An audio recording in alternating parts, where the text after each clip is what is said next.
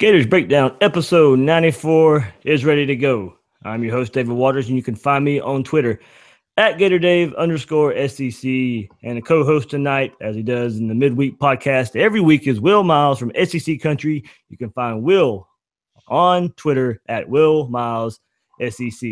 Will, we finally got to meet in person last week in Gainesville with the crazy we've described it, I don't know how many times within the last few days. I still go with crazy just because that's exactly how I felt. But the crazy ending from Felipe Franks to Tyree Cleveland, Florida beats Tennessee 26-20. Like I said, you and I got to meet for the first time there before the game and talk for a few minutes. But what was going through your head as that ball was just flying through the air there? Yeah, well, I was up in the nosebleeds because I like seeing it from up there. I can see sort of like the All-22 film. So I saw that play developing and couldn't believe it. And, from my vantage point, you couldn't tell whether he caught it or not. It was just the crowd told you. So that was pretty cool. So, I only get to go to one game a year because I don't live down there. So I certainly picked the right one this year. Definitely picked the right one. I was the same way. I was in the opposite end zone. So I see Franks kind of shuffle. And I see him just, yank back and let it go. And then I said, okay, there's somebody down there. And I couldn't tell who it was from the opposite sideline. So my eyes go to the video board. Still kind of really couldn't see. And as you said, I sit there and watch the crowd reaction on the other end of the other end zone. I said, oh, man, there we go. And I had complete strangers picking me up in the air, hugging me, high-fiving me. It was pandemonium in the swamp for a little while. It certainly was. It was really cool. I mean, nobody wanted to leave. I mean, just people kept cheering for what felt like 5 or 10 minutes. It was pretty cool. Yeah, well, you see the band and the team do the alma mater and the fight songs. You're right. It was 10 minutes, 10, 15, 20 minutes before people just even started to leave. And it was a lot of good fun there. And I'm glad we got to finally meet in person and go through some things of just kind of personally you and I could finally meet in person. And thanks for doing that and meeting up with me. And it was a time well had by all. Oh, certainly. It's always fun to come back home. It feels like home when I come there for a game, and couldn't ask for a better one. That is right. So joining us here on this episode of Gators Breakdown is Kevin McGuffey, Kentucky writer for Last Word on College Football. Kevin, thanks for hopping on Gators Breakdown with us. Thank you guys very much for having me. Appreciate it. Looking forward to it. It's going to be a big game on Saturday. It is. And before we dive in with Kevin, remember you can find all your Gators Breakdown episodes on SoundCloud, iTunes, and YouTube. Just search on those sites or get the links by following Gators Breakdown on Twitter and on Facebook at Gators Breakdown. Also, when on iTunes, please rate and review the show. So, Kevin, we know the main storyline. It's pretty obvious at this point. It's been 30 years since Kentucky's beaten Florida. And from a Kentucky perspective, what is that cloud like hanging over the program? Every year when this game comes up, it's about the streak. Is it talked about much, and what would it be like for it to finally end?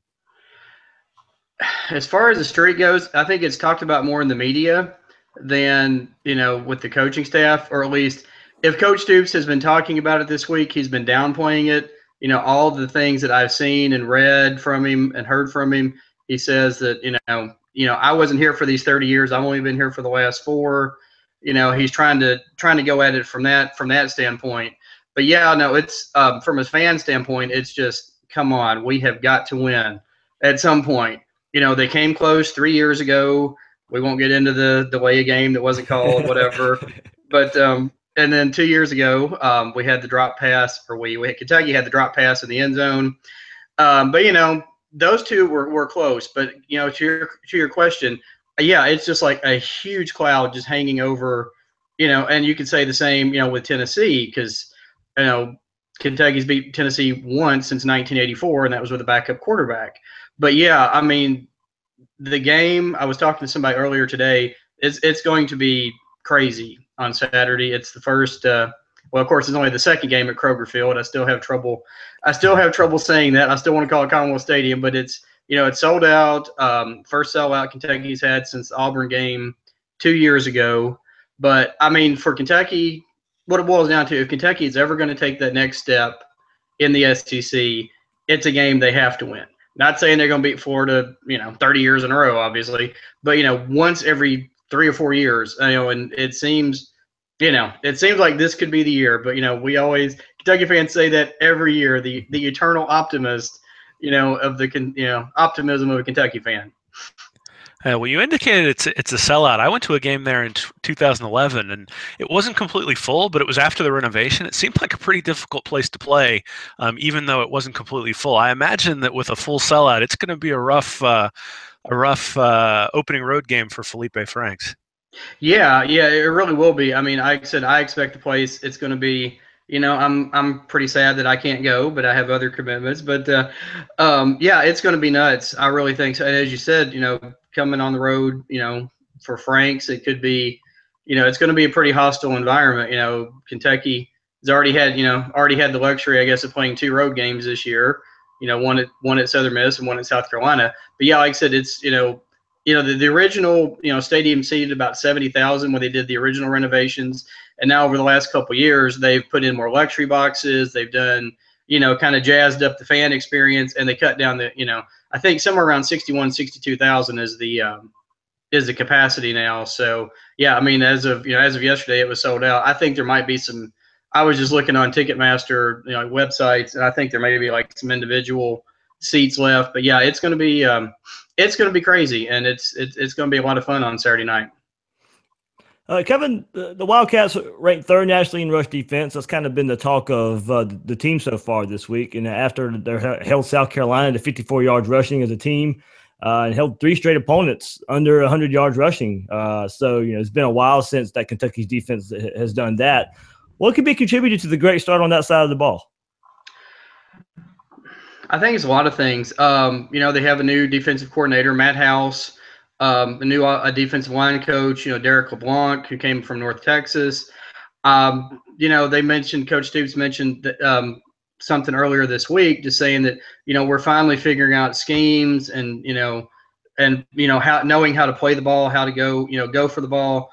And it's been really, impressive to see. We knew going in that like the linebackers, and along that lines, Jordan Jones is, probably most likely not going to play on Saturday. But, Eli Brown, his backup, stepped up and had a great game, on Saturday. I think it's just a matter, these guys have had different coordinators and different coaches. There's been a lot of turnover with the coaching staff since Mark Stoops has been here with the assistants. And now, I think they're finally just figuring everything out. They know what they're supposed to do now, and they have. I think another thing, they have the players to go out and do it. If you look, not going to speak bad of Joker Phillips. He was a great assistant coach. I don't know that he was, head coach. That's a story for another time. But when Coach Stoops came in, this program, there was, I don't want to say it was bare, but he's recruited very well. Every year his class has gotten better. I think they just have better athletes, and they're just. It's just kind of a matter now. They're just putting it all together. So the defense has gotten a lot of turnovers this year. So it's 7 turnovers in the 3 games compared to 21 for all of last year. Is that something that you think is attributable to scheme? Is it attributable to maybe getting more pressure? Looks like a lot of fumbles being generated by the defense. I'm sort of wondering whether you can pinpoint why exactly that is, why the turnovers have been so much more prevalent this season than they were last season. Again, I think it's just a part of it is just better players on the field and guys just, learning how to make plays. That is, the fumbles, sometimes it's luck. Sometimes, you just happen to hit somebody right at the right spot and knock the ball loose. But I think it's a combination of, the players and the schemes and just overall improvement that we've seen in this program over the last couple of years. Kevin, we know that the Florida offense hasn't found its way yet, but did some good things in the fourth quarter versus Tennessee. Taking Kentucky's defense into account, what worries you about the Florida offense of what you've seen so far? Based on that, obviously the first 3 quarters, the game Saturday wasn't, didn't exactly set anything on fire. But, I think they have to watch out for Franks. Maybe rolling out, trying to throw the ball, trying to hit, some of those receivers. I think Kentucky, I know Florida wants to run the ball too. I think Kentucky can do a good job of stopping them. The secondary has been, much hyped, but they've also been susceptible to, to giving up a lot of big plays. They had a couple big plays against Southern Mississippi, and then Debo Samuel, first play of the game last week. That's probably the biggest thing is just giving up the big plays. And obviously, you guys had like the biggest of big plays at the end of the game on Saturday. That is one thing that concerns me, somebody getting loose, getting deep, and maybe being able to beat them that way. So it looks like Stoops has put an emphasis on tall defensive backs, both corners. Beatty's 6'3", Westry's 6'4". Both safeties are 6 feet tall. I'm curious as to how Stoops uses them. Is it more man-to-man, getting the hands on the receiver, or do they play more zone? And do you think that means they match up really well against Tyree Cleveland? And if so, does a shifty receiver like Kadarius Toney maybe give him a little bit more of more problems? They kind of do. They go back and forth. They do a lot of man-to-man. They also do a lot of zone. They will move Mike Edwards to a nickelback position. They want to get right up in your face and try to stop you at the line of scrimmage. And that's Stoops being a defensive guy from his days at Florida State. He said that's the kind of guys he wants to recruit, and that's what he's done. I mean that's their biggest thing. They're trying to jam you at the line of scrimmage so you can't get free, and having the bigger defensive guys, especially in the secondary, has allowed them to do that. All right, Kevin, the Gators defense over the first two games, 6 sacks, 16 tackles for loss. And Kentucky hasn't had to deal with a whole lot of pressure into the backfield quite yet. And still, the offense hasn't been consistent, but you guys have had some big plays. If the Florida defensive front controls the line of scrimmage, is there confidence in Steven Johnson to get it done through the air? I think so. I think they're going to come out and do what they've been doing. The first two games, everybody was ready to throw away. The Wildcat, offense coordinator Eddie Grant said, we may not run it again the rest of the season. And of course, then they came out, on Saturday, and it worked great. I mean, I think they're going to start off trying to do that, trying to control the line of scrimmage, which I think is going to be difficult because Florida is just so big and so strong, physical up front. That's going to be a big thing. But yeah, I think Johnson, C.J. Conrad, the tight end, I think he's somebody who needs to have a big game on Saturday. He can get, it seems like he and Johnson weren't always on the same page last year, but they've really worked on that so far this season. And whenever they get Johnson gets Conrad the ball, good things seem to happen. What I think is going to happen is that they're going to try to come out and run, try to establish the run game, and then go deep ball. Get Garrett Johnson, Taven Richardson. They have some really big receivers, as well. Try to get those guys. But I would watch out. C.J. Conrad could be the key for me. Could be one of the keys to the game. If he has a big game receiving, then I think Kentucky's really got a good chance of winning. So with that in mind, Benny Snell is only averaging 3.8 yards per carry this year compared to 5.9 last year. And then Boom Williams also averaged 6.8 last year as well. Why is Snell struggling to get going? Is it a scheme thing? Is it an offensive line thing? Why do you think the average per carry is down significantly? I don't think it's really a scheme thing. I think it's an offensive line thing. They lost John Toth, started every game except one his 4 years at Kentucky at center. They lost Cole Mosier, who was starting tackle this season. They've had a lot of injuries up front, and they've had to move guys around. And I don't know if you've seen any of the games, but when they've tried to run the Wildcat, they've more than almost snapped the ball over Snell's head as more times than they've got a clean snap. I think his rushing, the yards per rush, is a direct result of the offensive line trying to patchwork. And like I said, they started this third game. They finally got things going, and I think his yards per carry will improve as the season goes along. Now, it may not be going against Florida's formidable line. It will be that remains to be seen. But I think it's more of an offensive line thing because they're running the same schemes. They're running the Wildcat. It's just been the offensive line, and now that they're getting that straight and getting, everybody's kind of getting together now.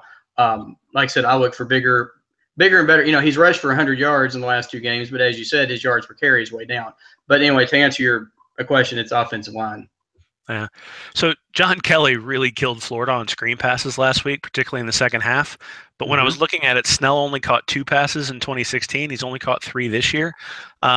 Does Kentucky have someone who can take advantage of that from that running back position? Because it really seemed like Tennessee was able to exploit getting Kelly on linebackers and forcing, sort of dictating the pace in the second half to the Gators rather than the Gators dictating the pace like they did in the first half. And I'm wondering what the personnel on Kentucky is like in terms of being able to maybe do the same type of thing. Yeah, Snell was not Kentucky's not a real big screen pass team. One guy that I've talked about with other people all year is a true freshman, Lynn Bowden. He's was Kentucky's highest profile recruit. They had designs of him playing quarterback, playing receiver, playing running back. They ran him once in the Wildcat last week. Like I said, they don't do a lot of screens, but I could see somebody like Bowden. And then the other 2 backups behind Benny Snell, Shyheim King and A.J. Rose, those are kind of more of scat back kind of guys. Those are kind of guys you could do a screen pass with. Like I said, and as you said, Tennessee had a great deal of success with that. If they, watch the films, I'm sure, which obviously they did, they're like, that is something that could work. They may not be with Snell, but it may be with one of those other guys. Yeah. Well, and certainly Steven Johnson has the ability to run a little bit. And so, what kind of growth have you seen in him this season? What's he improved on that really makes Kentucky fans think that he's ready to take on Florida, maybe as compared to last season? I think it's just an overall demeanor. I mean, he's cool, confident when he gets out there. He knows the system now. When he got thrown into the game, last year, starting quarterback Drew Barker got hurt, got knocked out of the game. Basically, to coin a phrase, he got thrown to the wolves, basically, or the Lions den. But as he's gotten in and played, you could start to see it last year. He's just getting more and more confident, and his stats are not going to jump out at you as anything spectacular. He's not going to throw 300 yards every game. He just finds a way to win, and then, as you said, talking about his running game, the South Carolina game, when they were trying to run the clock out and try to cement the game, he broke off that 54-yard run, and then basically Kentucky got a field goal and then pretty much put the game away. But you can just see it, like his confidence is growing every week. He knows what he's doing. He knows the system now, and honestly, he has a really good complement of people around him, with Snell and C.J. Conrad, Garrett Johnson. Johnson, I think, needs just a few more yards now to pass Randall Cobb to move up to 6th or 7th on Kentucky's all-time receiving list. And you look at the stats and you're like, really? Because it's something you didn't expect. But yeah, I mean, I think it's just a matter of just his confidence has grown, and the players around him have gotten better and better, and they feel they're just in a really good place right now.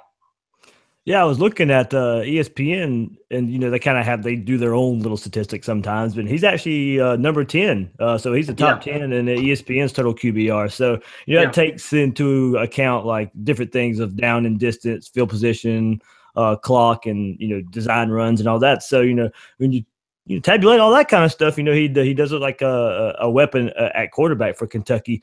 I mean, you guys have won 8 of the last 11, I do believe, after that disastrous start at the beginning of last year. And it looks like this year is continuing from the hot end last year. You guys ended the season beating Louisville, but, came here to Jacksonville and lost to Georgia Tech. But, bowl games are bowl games. I kind of throw those away a little bit. I mean, what's contributed to, basically the last half of last season and the hot start to this season?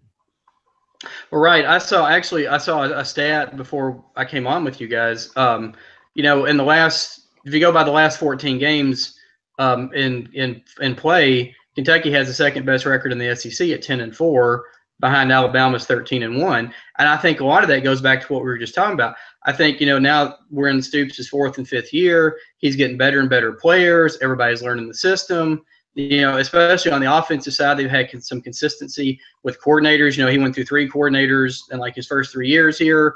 Eddie Gran and Darren Henshaw, they have a system, and, I think everybody believes in it. And like I said, I think it's just a culmination, recruiting, the players, just the system. I think it's just all, it's all finally coming together. It started, as you said, it started towards the end of year 4 last year, and it's just continued continued on this year. And if Kentucky is able to win on Saturday and break the streak, I think, they have a really good chance of at least starting 6-0, because after this, they have Eastern Michigan, who is not necessarily a pushover. They beat Rutgers a couple weeks ago.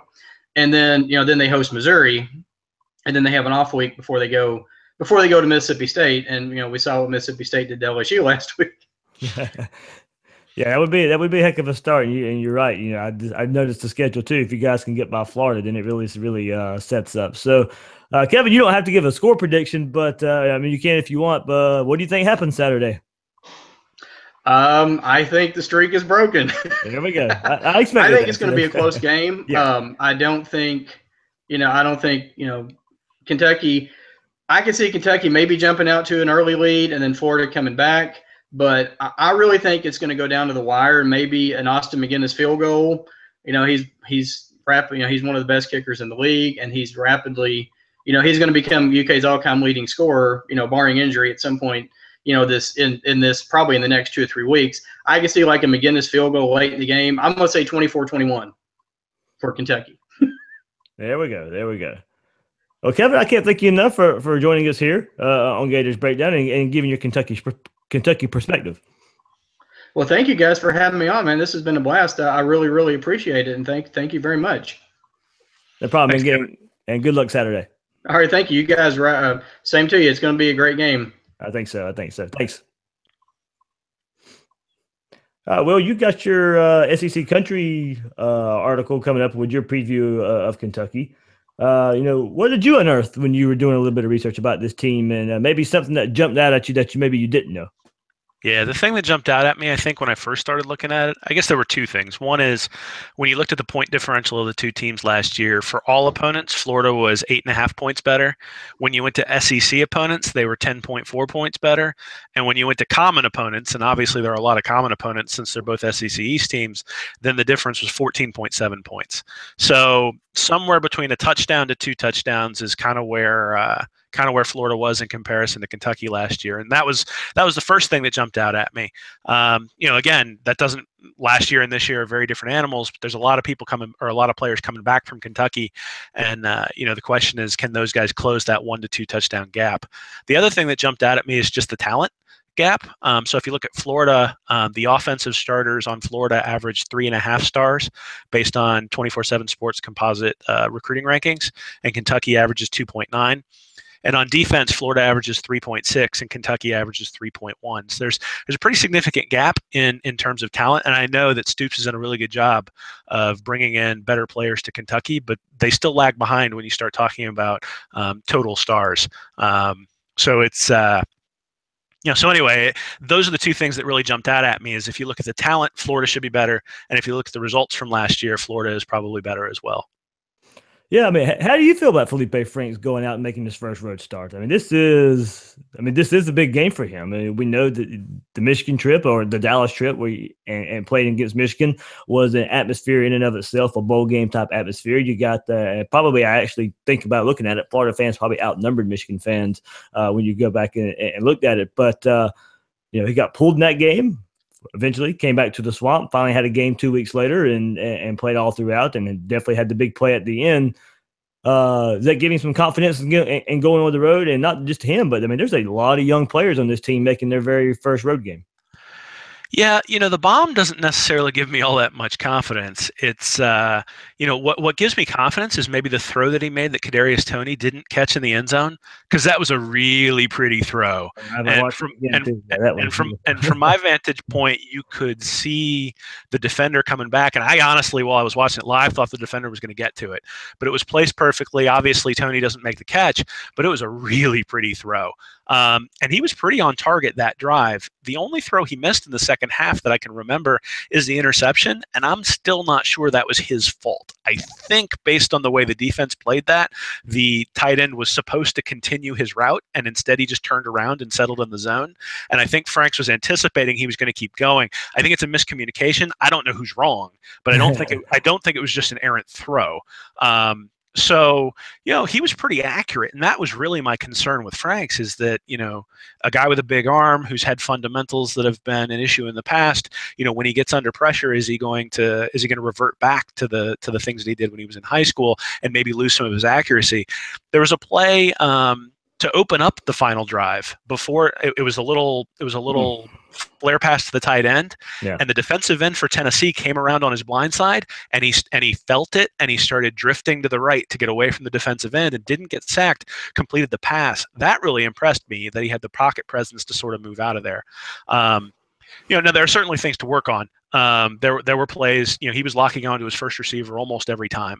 And so if his pre-snap read turned out to be the correct read, then, the play almost always was executed correctly. If Tennessee did anything, after he had made his initial read after the snap, then he had some issues because he sort of got stuck a little bit and wasn't going to his second or third receiver. I know you mentioned the other day that there was a pass to Tony across the middle. When Tony turned it into a first down, it was a really impressive play. But Dre Massey was streaking on a wheel route wide open down the field. And I saw it. The guy next to me saw it. And it seems like the only guy who didn't see it was Franks. Now, again, redshirt freshman, second start. Tony, I think that might have also been one of those get the ball to Tony plays, where he was kind of told by his coaches, this is your first read. If it's open, this is who you want to throw it to. But I mean, we've been asking for progress for an extended period of time. There was definitive progress. There were slants. I know you and I were texting each other every time there was a slant just out of joy, but there were slants, there were crossing routes. Like I said, the pre-snap reads, the only turnover was the one that I think is more of a miscommunication than a physical error. When he was sacked, he held on to the ball. He didn't fumble it. So I think Florida fans need to be encouraged by the way he played. I think they should be encouraged by the way he played against Michigan too. I mean, obviously there was the one fumble, but he usually threw to the right guy off of his pre-snap read. But certainly as defenses get a little bit more sophisticated in what they're doing, they may be able to confuse him, and that would be the concern going forward.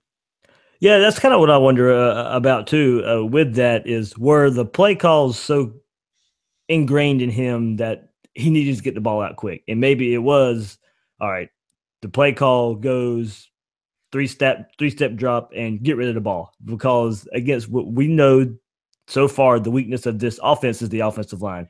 And I think maybe with some tweaks going through the 2 weeks that they had off was, all right, we just need to get the ball out of his hands. And maybe I think that might have been part of it too. You said he didn't look off his first read all that much. And I do agree with that part. I just think there was probably so instilled with these those 2 weeks going into that game is he's got to get the ball out because the offensive line can't block. And they can't block long enough. So let's just three-step drop. He can make the one, he can make the two read, and let's just go from there. Yeah, I think so. One of the plays, so the play right before the interception, actually. So everybody at home and everybody in the stadium probably watching the game was disappointed because they handed the ball off to P. Ryan. He lost 4 yards, and we were sitting 2nd and 14. And if you go back and look at the film, and I diagrammed this in the article that I wrote. But if you go back and look at the film, the safety for Tennessee walks up, and so now you've got 9 guys in the box, and Franks walked up the line, or he was under center. He came up and he started checking, and I thought he was checking to the wide receiver to throw a screen pass because the wide receiver was going to be wide open for a screen pass. It's a relatively safe play. You keep the clock moving, which is what you really want to do. But now you've got that one-on-one matchup rather than making the running back making the offensive line block more guys than are actually there. What he was doing was he was checking the run away from the blitzer. So they did give him that authority, but I don't know whether they gave him the authority to check to the pass. And so on the road against Kentucky, if they do a few exotic things on defense from a pre-snap read to a post-snap read, I can see Florida getting caught in situations where if they start giving him the freedom to check, maybe he gets caught. But they haven't given him that freedom. That's really, I think, where the crowd noise comes into play. Two things, right? Is the quarterback's ability to change the play and the offensive line's ability to fire off at the snap. And you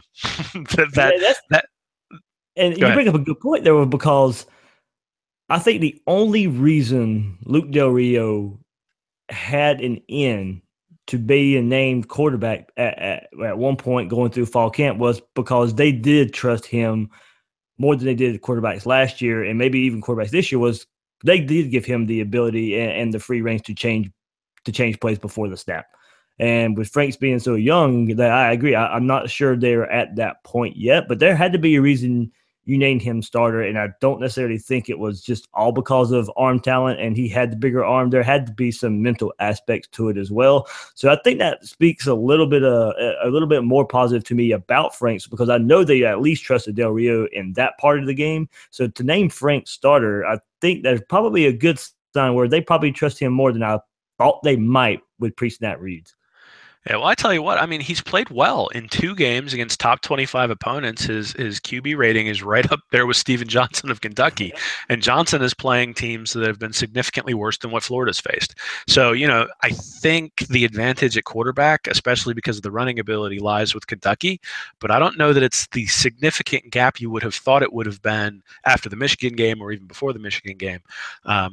Franks is progressing. You could see it over 2 weeks. You could see the difference between now part of it was the scheme, I think, was also adjusted, like you said, and certainly they got the ball to Tony a lot more. They brought in Malik Davis to give him some reps, as opposed to just giving him 1 carry. So they did some things to help him out. But at the end of the day, Franks is the guy pulling the trigger. The only play I can really remember him missing is the screen pass to Thompson on the opening drive. Yeah. That should have been a touchdown. But to be fair, the delay of game that happened, if you go back and look at the film, it was the play that they ran in the 4th quarter for the touchdown to Powell, and it was open again. So the play call was right. They got that 5-yard penalty. They then had a false start that set them back to 1st and 20, and they weren't able to overcome that. This offense just isn't equipped to overcome many 1st and 20s, at least not yet. So again, I think they were in the right play call. The play call was going to get what they wanted to Powell, and they just didn't get the play out quick enough. So I think a lot of positives to be taken, both from the first half where they dominated the time of possession, and then the 4th quarter. Obviously, the 3rd quarter was was a little bit frustrating. At the same time, I mean, the play for Davis is an explosive play. I mean, we haven't seen a 75-yard run in God knows how long. Yeah. Even against really inferior opponents, and Tennessee certainly isn't that. And then the other thing is Pirine ripped that 25-yard run to start the second half. You could sort of tell they'd made an adjustment to change their running game from the stretch stuff to the quick hits. Thank you. It's been a wish of mine, and we finally saw it. Well, and so that 25-yard run to Pirine was right up the gut, and then he fumbles, and you get 1 play, and then Tennessee's on the field for the next 6 or 7 plays. Then they got pinned deep because of the stop down deep in the territory because of Duke Dawson's interception, and there they did sort of run their traditional offense, trying to get a few yards, and then had to punt out, and then so another 3 and out, and then Tennessee's got the ball again. And then the Malik Davis run comes. You think you're up 20-3. Instead, it's just 13-3, and it's only 1 play again. So the defense was back out there again. So, I look at it and say I'm not necessarily discouraged by the 3rd quarter. You just gotta not turn the ball over on the first play of every drive, and then you'll be fine. So I think a lot of positives to be taken from it. Obviously, Tennessee is not Michigan. And I think we need to take that into account too. And certainly Tennessee's gotten lit up by some people on the ground, and Florida didn't do that. But I mean, we want to see functional, right? We want to see an ability to pick up the defense when the defense has an issue, and we saw that. Yeah, you mentioned the running game and how I came back about it is, and I talked about this previously. The slow trodden, long developing run plays with this offensive line. They don't need to be used so much anymore. It's when Frank's lined up under center, I got excited because I knew it was going to be a quick handoff, and you're not asking this offensive line to sit there and block the opposing defensive line. It's mainly just fire off the ball, and the running back can go find a hole. It's not trying to search for a hole or in the zone basically to get going, to get the run game going. I like it better when they just fire off the ball and get north and south as quick as they can, instead of the running back trying to he's beside Felipe Franks and then has to try and find the hole. I like the pistol worked pretty well for me. I like what I saw about it. So basically, I guess what I'm saying is, as long as the running back is more behind the quarterback and not necessarily beside him in the shotgun, I think that helps the run game just a little bit, because the offensive line doesn't have to block as long. Yeah, and I think a lot of that comes down to scheme too. So if you look at the Malik Davis run, obviously it's a sweep around end, but they had brought they had brought Dre Massey, who was the wide receiver on the left-hand side of the formation, across to fake a sweep that direction. And so that drew the linebackers in that direction. And so you didn't have to block the linebackers. They were just going in that direction. So there is no opportunity for a missed block. The other thing that they did was they had Keontae Lewis in the formation behind the offensive line, and he went out to block the DB who had stayed on that side.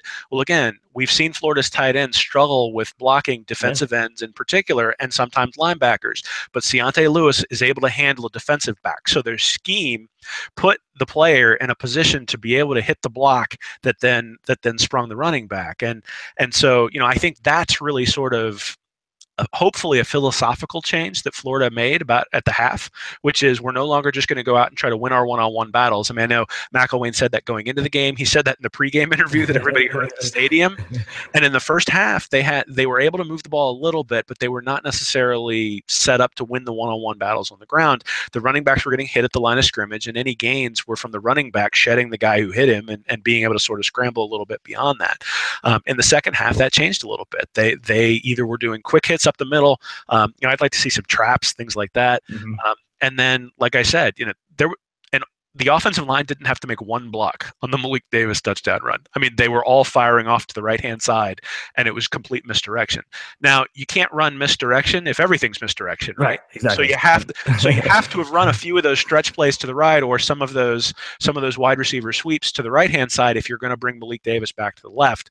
And Florida has been so predictable that I think that's why Davis was able to get the corner, is because the linebackers were firing in that direction. And then I'll go back to snap count. You read my mind. I was about to say, with them going on the road, and did you get a chance to look at the snap count compared from Michigan to the Tennessee game? It was the first one every time against Tennessee too. Was it? Wow. Yeah, if you went back and looked at it, it was the first one every time that I've seen. I rewatched the fourth quarter looking for that specifically. Everything I could tell, it was always the first one, and there were a couple of instances in the drive where Cleveland returned the ball across midfield. There were a couple of instances where they tried to run the ball with Pirine. So the first play, I think he got right after that return, I think he got 4 or 5 yards. And the next play, he got stuffed. And he got stuffed because the corner came on a blitz, and the corner fired off the minute he heard the cadence. And so that's one of the reasons Pirine got hit, is because there was nobody to block the corner. And, if the corner had to sort of wait, or if he'd given away his blitz, now all of a sudden you have the opportunity to check. Yeah. And so hopefully that's something that they're going to look at as they go on the road. Because again, as we discussed last week, Florida has really struggled to run the ball on the road, and running the ball will take some of the pressure off of Franks. For sure. Let's move to the other side of the ball quick, Will, before I throw one question at you that I threw at Joe earlier this week. But going back and looking at it, was it more John Kelly, or was it more this Florida defense? The basics didn't seem to be there in tackling it. Even in the first half, when they were holding the Tennessee offense down, there were still the bad angles and missing tackles. But then later on in the game, when the offense couldn't get things going and the defense was on the field for a long time, and you compounded that with fatigue, I mean, it looked like a high school team out there trying to tackle, a 5-star running back going against a bunch of 3-stars is what it looked like out there with Chauncey Gardner, Nick Washington, just falling off of John Kelly over and over again. Yeah, I think you're going to get bad angles with young players, and Florida has a lot of young players out there. But if you look at the first quarter, Tennessee had 5 rushes for 6 yards. In the second quarter, they had 6 rushes for 45 yards, but they hit about a 40-yard rush right at the end of the half to put themselves in field goal position. So, again, bad angles. You don't want to give that up at that time. And yards are yards, and certainly it put Tennessee in position to miss a field goal. But so they were not bad in the first half. And if you watched what they were doing in the first half, they were running Jeremiah Moon into the formation whenever it was first down, whenever it was a running situation. And then they were running him off the field and bringing in C.J. Henderson, and they were playing nickel. And then Dawson was sort of sliding inside of the nickel, and then they had Henderson and Marco Wilson on the outside. They did that the entire first half. They did that most of the third quarter, and they were very successful doing that. And granted, Kelly in the third quarter played a little bit better, but it was still bend but don't break. They were ahead 13-3 going into that, right after the pick six. And the pick six actually occurred on a play where they had brought in that nickel package.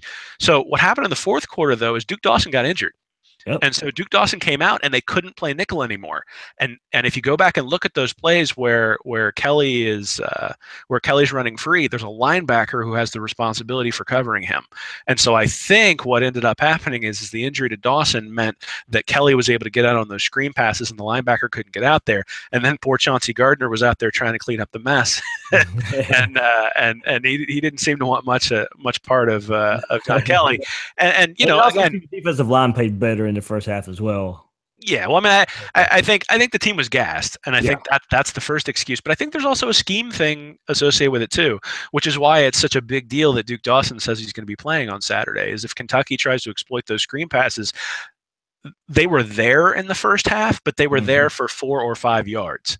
When you put the linebacker out there, all of a sudden the angles become a little bit more important because the linebacker doesn't have the speed that the nickelback does. And I think that may have played a role in why Kelly was able to run wild in the fourth quarter. Now it's no excuse for why he ran right through the 4-3 on a couple of running plays. That's just, I think, guys being tired. But again, you put a linebacker out in coverage who wasn't originally supposed to be out in coverage. The scheme was to get him off the field when he needed to be in coverage. You throw a screen pass, he goes out and he covers it, and now he's huffing and puffing, and they run there's a run play and you miss the tackle and Kelly's off to the races. So I think there was a little bit of a scheme thing there. I think obviously they were tired. They spent more than 20 minutes on the field in the second half. Due to the 2 fumbles for the most part. There were a couple of 3 and outs, but mostly it was due to the fumbles. And that third quarter just wore them down, and then you had the injury and all that stuff sort of snowballed from there. Yeah, we thought depth, would be an issue with this defense, especially at linebacker and secondary, and basically everything you explained there, it showed when somebody gets hurt. This defense, we knew, I think, the starting 11 would be fine, but when you have to start going beyond that and then messing with your formations, then bad things can happen. Well, and it's funny because, we talked about Northern Colorado being important from getting Franks and the offense reps and confidence. But, there are other guys on the bench who are not necessarily getting into the game. I mean, I think about Quincy Linton and Jawan Taylor weren't necessarily in the game very much. I saw Taylor a little bit in the second quarter. But, there wasn't anybody there to give somebody like Chauncey Gardner a blow. And, they were rotating in defensive linemen like crazy, but the defensive backs were the same the entire game. And, I think that's kind of where Florida wore down. So, and a linebacker as well. And for some reason, Voshon Joseph wasn't in the game on the last couple of drives as well. And I haven't seen anything in terms of why he wouldn't have been out there. But he's obviously faster than Christian Garcia and Jeremiah Moon. So, again, if you're looking to contain somebody like Kelly, Joseph is the kind of guy you'd want to have out on the field. For sure. Before we wrap this up, Will, I was going to ask you, like I said, I asked Joe, and I threw this out there to you today so you could think about it a little bit. Through the first 2 games, what's one positive you're taking away from the Gators, and what's your biggest worry moving forward? Yeah, I'd say the positive that I'd take away is just, the defense for the first 3 quarters was lights out. And I really expect the defense to take a step back. They've been explosive. They've been putting pressure on the quarterback. I know last week I talked about Quentin Dormady being, having a propensity for throwing interceptions if he gets pressured. Man, did they do that through the first 3 quarters. And really that game was, you can talk about, the game's 20-3 if Davis holds on to that ball, and the game's over, and everybody's going, "Wow, that defense! Did they really step up?" And then the fumble, it's a quick turnaround. They only got 1 play to rest. Everybody's demoralized because the touchdown didn't go up there. And like 6 plays later, it's 13-10, and they're in a dogfight. So I was really impressed by the defense. I did not expect them to be that good. Yeah, so the stats that are out there, and of course it's only 3 games in, but they're 100th in the nation with 437 and a half yards per game given up, rushing, giving up almost 200 yards a game, 238 passing yards per game. Is that just kind of misleading right now, or is that kind of what this team is? Like you said, and I agree with it because I've kind of brought it up too. It was mainly just the fourth quarter that really just did this defense in against Tennessee. And in Michigan, it was kind of hit or miss with what they could do. But, are the stats a little misleading right now for this Gators defense, and they're not as bad as it seems the numbers say they are?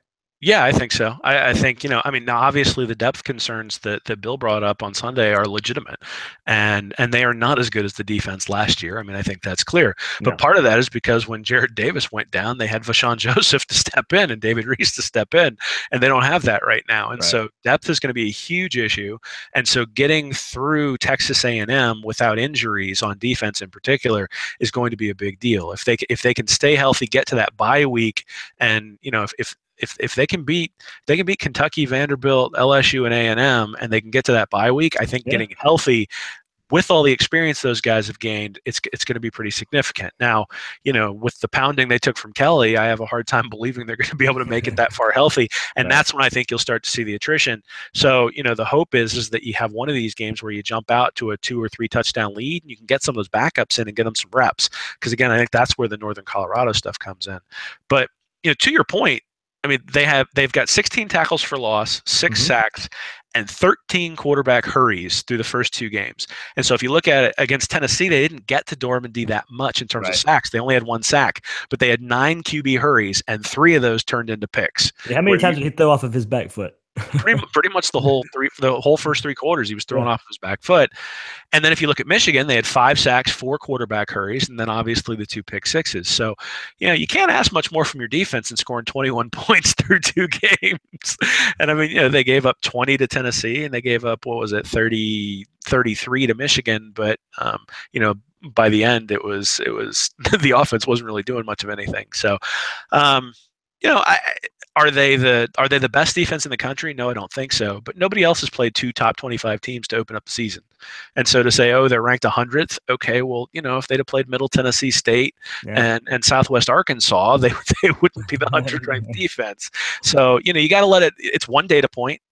Just like I warned about Michigan, Michigan's 1 data point, Tennessee's 1 data point. You could see growth from Michigan to Tennessee, both on offense and defense. And they got some pretty good corners. I mean, I know they're true freshmen. I know they're going to make mistakes, but there weren't any breakdowns like there were against Michigan. So Michigan, there were guys running free. One time Spate hit him. One time he completely missed him. The 2 that I'm recalling, but there were guys just roaming free because there had been mistakes made in the secondary. There wasn't any of that against Tennessee. Yeah, and their passing yards mostly came on big screen passes from Kelly. There wasn't a lot of downfield passing from Tennessee either. Yeah, well, again, that to me is the linebacker, not necessarily the linebacker and the safety, not the corner. So, anyway, that to me is the highlight. I guess the thing that concerns me the most is the offensive line.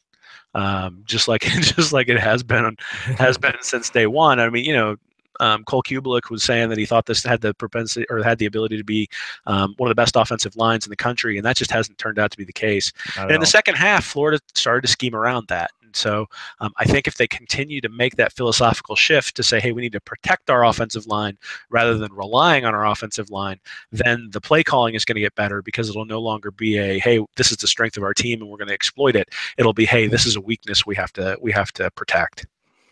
Yeah, for sure. I agree with every bit of that. So I keep forgetting. Am I ruining your article by asking you to make a prediction? No. You can ask. I have no problem answering. All right. So Kentucky, they're going to be hosting Florida. We know, it's been talked that ad nauseum, 30-game win streak. They're going to be ready. They're going to have the sellout. They got the crowd ready.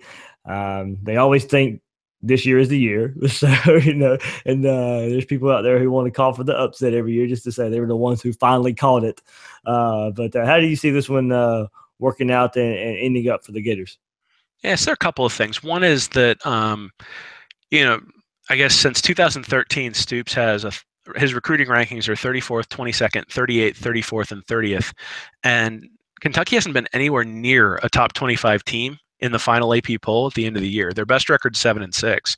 So, I've talked a little bit about, that recruiting rankings and poll finishes need to correlate to say something about how good of a coach you are and what you're doing with the talent. And then I talked earlier about the star differences between the 2 teams. That indicates Florida has more talent. So I don't necessarily see Stoops maximizing his talent. And then they've also got less talent than Florida. And so, when I look at last year's statistics where, Florida was somewhere between 8 and 15 points better than Kentucky, I think that's about right. I think Florida was about probably 10 points better than Kentucky, and so that's really what I'm going with. I mean, I'm looking at it and saying I don't think Steven Johnson is that much better than Felipe Franks. I think he's a little bit better. Kentucky can't block. Their offensive line is having some real problems. That was one of the things that Kevin mentioned. But when you look at it, the guys have been shuffled all over the place. Mosier's out. The rushing yardage on an average attempt is way down. They've been putting up 20 points against FCS teams. The offense is actually just as bad as Florida's. So if you look at the statistics, let me get to it here. The statistics for the offense for Kentucky, they've got 303.5 offensive yards per game against FBS opponents. This takes out their FCS game, and that's ranked 104th. And they've scored 23.5 points, which is ranked 75th. And Florida is 111th.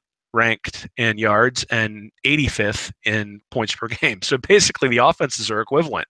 And so then it goes back to, do you think Florida's defense is a mirage? Some of those statistics are predicated on playing better teams, and that's why they're ranked where they are, and because they've been tired? Or is it? Yeah, and it's funny you said that, because is Kentucky's defensive numbers a mirage as well with who they've played? Well, and that's where I was going toward. That's where I was going. That's where I was going with the turnovers when I was talking to Kevin about the turnovers. So they've gotten 7 turnovers this year, and 4 of them have been fumbles, and they've only forced 5 fumbles. So an 80% recovery rate on fumbles is just not sustainable. Most of the time, fumbles are a 50-50 proposition. And if you take away 2 of their fumble recoveries, now they're back down to the pace of turnovers that they had last year. But they're basically averaging an extra turnover per game in their 3 games thus far this year. And I don't necessarily know whether that's sustainable. The other thing is, if you look at tackles for loss as a ratio to total tackles, they're at 7.0% in 2016, 7.2% in 2017. So they aren't getting in the backfield any more often than they were before. They just happen to be having this fumble luck, and the fumble luck happens to be getting them off the field.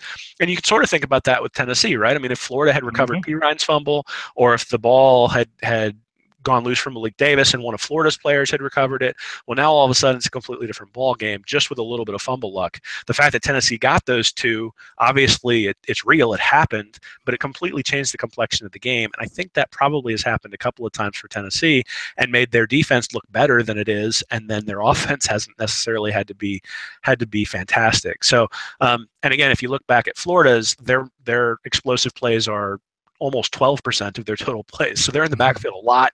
They're hurrying the quarterback a lot. And if you told me before the season, so Kentucky's offense last year was like 56th in the country, and this year they're sitting at 104th. If you'd have told me at the beginning of the year that I was going to have to pick Florida's defense versus Kentucky's defense, and that would determine the game, I would have picked Florida every time. Yeah, and I think I still would, and that's one reason I'm going with Florida. I think the defensive line just kind of dominates the Kentucky offensive line, kind of like what you were saying. And we've mentioned the stats here. 16 tackles for loss, 6 sacks, but 5 of those coming against Michigan. But you mentioned all the hurries that they had, and I'm not a big believer in Steven Johnson can beat this Florida defense with his arm. Now the wild card is what can he do with his legs, and he kind of iced the game last week against South Carolina with a 54-yard run. So that's the thing Florida's going to have to look out. Do they spy him maybe with Jeremiah Moon? Do they go out there and spy Johnson with him, let him run around and keep up with him a little bit? And Benny Snell, even though his reputation is a pretty good SEC back. It took him 32 carries to get to 102 yards against South Carolina, but he did have 2 touchdowns. So watch out for the Wildcat with him. They're going to use it a lot. It looks like if they're having trouble with offense, they mentioned, as Kevin said, they jokingly want to get rid of it. But it is going to be a big part of their offense. So there's something to look out for. But I think if Florida can get up big or if Florida can get up early and force Johnson to use his arm, then I think the Gators can, I think we'll say, coast to a win. They'll be, if Florida can get up 2 scores, I think that would be enough. Yeah, I think on the road, we shouldn't be expecting a 45-7 shellacking like last year. And part of it was they just absolutely shut down Barker. I mean, the defensive backs were in his head last year. And I don't think that'll happen with Johnson this year. But again, I go back to the statistics from last year that Florida was significantly better. And obviously they've lost some players, but when you start looking at what the performances looked like the first couple of games for each of these teams, Kentucky has regressed on offense, and it's almost directly tied to their offensive line. Florida's defensive line has proven to be a strength. And I just don't think, I think when you look at in the trenches where you want to win the game, Florida really has an advantage, which is promising for the Gators, considering that they really haven't had an advantage in the trenches, at least not on the offensive side of the ball, all year long. So, and then the star linebacker for Kentucky is missing this game. I mean, he had 7 sacks last year. He's one of those guys who does make explosive plays, and he's not in there. And certainly, I know Kevin was indicating that his backups play pretty well, but at the end of the day, he's a backup. He's not a returning starter who had 7 sacks last year. And so, again, are they going to be able to get to Franks? I don't necessarily think so. And then is Florida going to be able to get to Johnson? I think they will. And so the question is Johnson going to turn into John Kelly and start running around like crazy when guys get out of their gaps and don't show discipline and all those things that young players do? And he might pop a couple of big ones, and then Franks will really have to step up. Well, you almost nailed the Florida-Tennessee score. So what's your score prediction for this one? So I've been off by 1 point on both of them. So hopefully that continues, because this time I'm picking Florida. I'm picking them 27-17. I think maybe a late score by Kentucky makes it closer than it actually is, or than it actually looks. I think if Florida gets up on them, it's going to be very difficult for Kentucky to throw the ball. Throw the ball against Florida, and I'm not sure that their offensive line is going to be able to run it. Now, if Snell can pop a couple of big runs early, this game will be a lot closer. But based on what we've seen thus far, that's probably not going to be the case. Yeah, we got 27-17. I think it's about a 10-point game. Just kind of eager, ready to see with what they did last week, and how much do they trust Felipe Franks on the road in his first true road game. And the things that you said about the snap count do scare me. I'm sure Kentucky can pick up on stuff like that, and on the road, that seems to be an even bigger factor. Just the small details like that. So the Florida offensive line is going to have to be ready. They're going to have to be ready for some speed rushes from Kentucky, but hopefully the coaches see all that kind of stuff too, and trust Felipe Franks enough to change things like that. Yeah, I think that they made significant progress between game 1 to game 2, and they probably won't. I mean, they don't have 2 weeks to make the same type of progress, but they probably have about the same number of practices, considering the hurricane that was going through and all that sort of stuff. They've clearly decided Franks is their guy, and they're going to ride with him, and they're going to ride through his mistakes. And that certainly bodes well for 2018, but obviously the rest of 2017 as well, if he's not looking over his shoulder.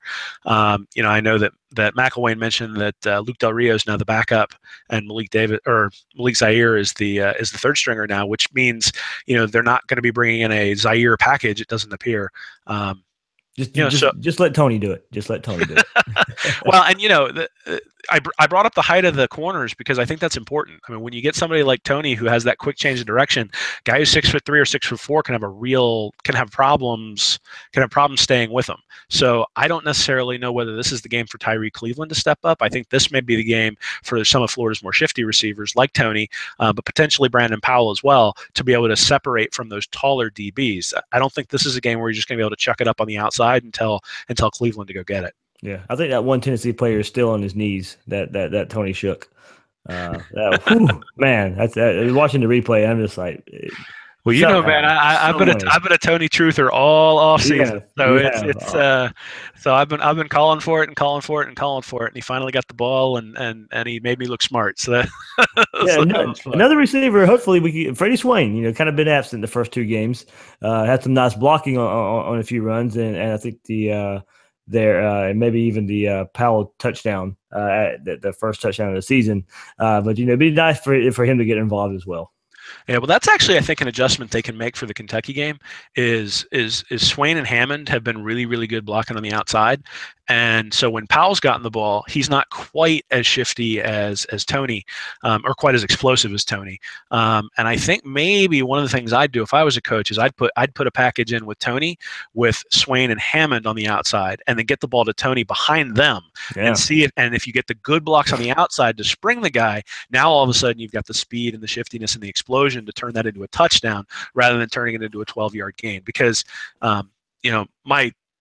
my thought process is that play, the screen pass before the touchdown to Powell, I think Tony takes that to the house, because I think he would have been able to get out of that little scrum that Powell got taken down in. That's nothing against Powell. I just think Tony's a special player. I do too. Hopefully, 8 to 10 touches a game. That's all we're asking for. Well, I mean, and I wrote an article maybe about a month ago where I was looking at looking at how offenses improve or what correlates with scoring, because Nussmeier was talking about trying to improve in the red zone. And it turns out that red zone efficiency doesn't necessarily correlate with points. It's how often you get in the red zone, which correlates to large chunk plays. And so if you want to really take something from that Tennessee game, there were some pretty significant chunk plays. So, I mean, there was obviously the run for Davis, but there was the run for Pirine. There were a couple of plays to Tony that turned into 20-yard passes because he was able to juke a couple of people. Obviously, the play to Cleveland. So there were explosive plays, and that's how you get points. And so if Florida can hit a couple of explosive plays, I think their players are showing the ability to do that, and that's something that you can really take from the Tennessee game. Even if you don't agree with the play calling, or even if you don't like the offensive coordinator, which I've certainly heard a lot of on Twitter this week, even if you don't like that kind of stuff, the explosive plays are going to lead to points eventually. Yeah, I'm glad you said that too, because my big thing going into the season, and especially the Michigan game, was I'm still not a big believer in this offense to be able to drive down the field on defenses time and time again. And if you've got these playmakers you think that can pop it, and Malik Davis, Kadarius Toney, Tyree Cleveland, when you throw a bomb to him, and I completely agree. Yeah, this offense may have trouble putting together drives, but if you can hit 2 big plays a game and then one or two drives where you actually do drive down the field, if you can get a couple scores from big plays, that just may be enough till this offense gets everything else figured out. Yeah, certainly. But I'll tell you, the other thing that you can take from that Tennessee game is there were a couple of slants to Cleveland where but those slants to Cleveland were for first downs on 3rd and medium. Yeah. And so if they can get to 3rd and 5, they're showing the ability to convert that. I know Joey talked about the 3rd down conversion on Monday, but they were 7 of 14 against Tennessee. They were obviously pretty putrid against Michigan, but they were 7 of 14 against Tennessee. And so, and especially on some critical 3rd downs, they were able to convert, and turn that into points. So, and if you can start converting those 3rd downs, then Nussmeier can get more creative on the earlier downs, because he doesn't necessarily have to worry about getting to 3rd and 2 every time. Yeah. He can just say, you know what, if I have an incomplete pass, if I take a deep shot on 1st down at 2nd and 10, I'll throw it again on 2nd down to get to 3rd and 5, and then I know we can convert to 3rd and 5. And it opens up the playbook if you think you can convert that, because, quite honestly, a lot of the run plays on 2nd down are probably more about just running the clock and getting the defense a blow. Yeah. And if you don't have to worry about that, if you're converting 3rd downs at a pretty high clip, then you give your defense a blow anyway, and you can open up the playbook. Get the playmakers the ball. So there we go. Easier said than done. We know that. So everything you said there is definitely on point. Maybe this offense can take the next step, starting with here this weekend against Kentucky. So, Will, anything else before we wrap this one up? No, again, I just want to thank everybody for engaging with us, and it's certainly been a fun week on Twitter, and there's been a lot of back and forth about what the Tennessee game means. But man, is it nice to talk about a win. If they say, remember, have fun out there, and a win is a win, and yes, it may not have been pretty at times, but a win over Tennessee is never a bad thing. No, definitely not. So it was a blast. I mean, like I said, couldn't have picked a better game to be down there. And just, what a spectacle. I mean, that's one of those things that Franks and everybody who's in the stadium is gonna talk about forever. Those 300,000 people who swear they were there are are gonna talk about forever. That is true. Well, you and I have witnesses that we were there, so it's all good. All right. So for Will, you can find Will on Twitter at WillMilesSEC and read his articles on SEC Country. I'm your host of Gators Breakdown, David Waters. You can find me on Twitter at GatorDave_SEC. Thanks for listening to this episode of Gators Breakdown.